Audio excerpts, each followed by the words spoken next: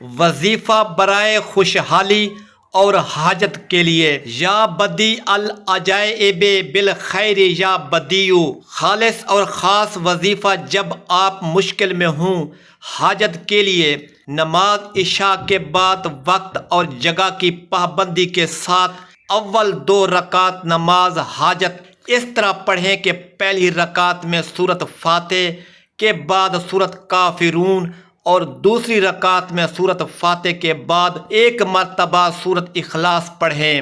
بعد سلام کے رخ قبلہ کی طرف کر کے اول و آخر 1 بار درود شریف ابراہیمی پڑھیں۔ درمیان میں اس وظیفہ کو 1200 مرتبہ پڑھیں۔ وظیفے کے درمیان جو مقصد ہو وہ خوب ذہن میں رکھیں۔ جب تک حاجت پوری نہ ہو وظیفہ کو جاری رکھیں، انشاءاللہ ضرور کامیابی ہوگی۔ وظیفہ پڑھ کر اللہ کے حضور عاجزی کے ساتھ اپنی حاجت کی دعا کریں۔ دعا مانگنے سے پہلے یقین پختہ کر لیں۔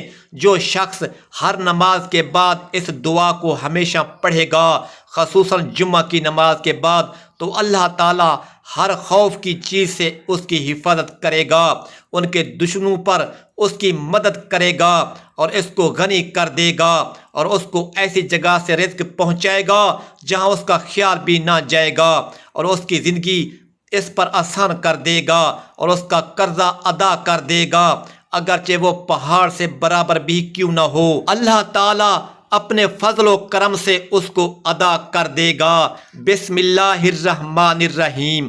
یا اللہ، یا احد، یا واحد، یا موجود، یا جواد، یا باسط، یا کریم، یا وہاب، یا ذل طول، یا غنی، یا مفتی، یا فتاح۔